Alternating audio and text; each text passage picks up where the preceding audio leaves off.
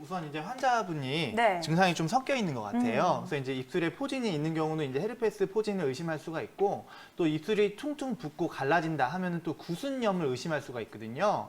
구순염이라고 하는 거는 입술의 염증 질환입니다. 그래서 이제 구순염에 걸리시면은 입술이 가렵거나 붓고 또 터지기도 하고 갈라지면서 진물이 나오기도 하고 딱지가 앉기도 하고. 근데 문제는 이게 가볍게 뭐 좀 시간 지나면 낫는 게 아니라 좀 나았다가 다시 생기고 하면서 만성으로 가는 경우가 굉장히 많으세요. 그래서 이것 때문에 고생하시는 분들이 많으신데, 일단은 이 구순염의 종류가 어떤 게 있는지 좀 설명을 드리겠습니다. 이제 대표적으로는 이제 구각 구순염이 있습니다. 우리 이제 입꼬리 쪽에 예전에 보면은 우리 어머님들이나 어린 아기들 보면은 입꼬리가 갈라지면서 이렇게 피 나고 진물 나는 경우 보신 적 있으셨을 거예요.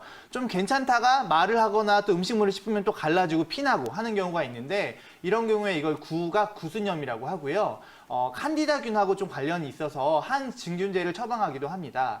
그다음에 두 번째는 이제 박탈성 구순염인데요. 이거는 이제 자꾸 뭐가 트고 박탈된다 이래서 박탈성 구순염인데, 많이 붓고 열나고 자꾸 터가지고 입술에 각질이 생겨서 벗겨지는데 다시 또 트고 하는 게 이제 박탈성 구순염입니다. 이런 경우에 이제 많은 환자분들이 뭐 꿀도 바르시고 바세린도 바르시고 또 뭐 이제 피부과에서 스테로이드 연고도 바르시는데, 그땐 괜찮아지시다가 또 시간이 지나면 약을 끊으면 다시 심해지는 경우가 굉장히 많습니다. 이런 경우가 이제 박탈성 구순염인데, 좀 피부에 염증성 질환이 많이 있으신 분들이 많이 생기고요. 그 다음에 이제 접촉성 구순염이 있습니다.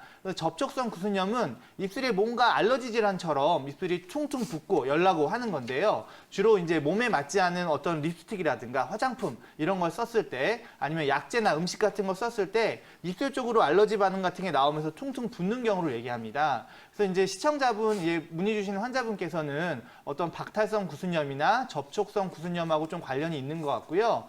추가적으로 이제 우리나라보다는 해외에서 많이 생기는데 광선 구순염이라고 있습니다. 해외에서 햇빛을 너무 많이 쐈을 때 입술이 퉁퉁 붓고 열나고 하는 이런 증상이 생기는 건데, 이런 경우는 이제 편평세포암이라 그래서 암의 전 단계이기 때문에 이런 부분은 병원에 가서 좀 치료를 받으셔야 되고요.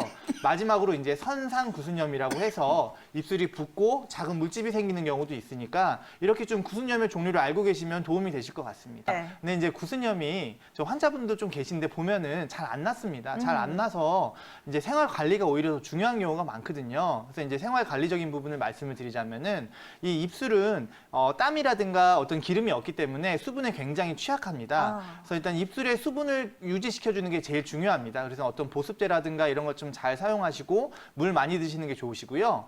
그렇다고 해서 입술에 자꾸 침을 묻히시는 분들이 있어요. 침을 묻히거나 입술을 좀 자주 깨무시는 분들이 있는데, 그런 경우는 오히려 침이 증발을 하면서 수분이 이제 더 없어져서 오히려 입술이 건조해지고 까칠해지는 경우가 있기 때문에 그런 것들은 좀 피하시는 게 좋습니다.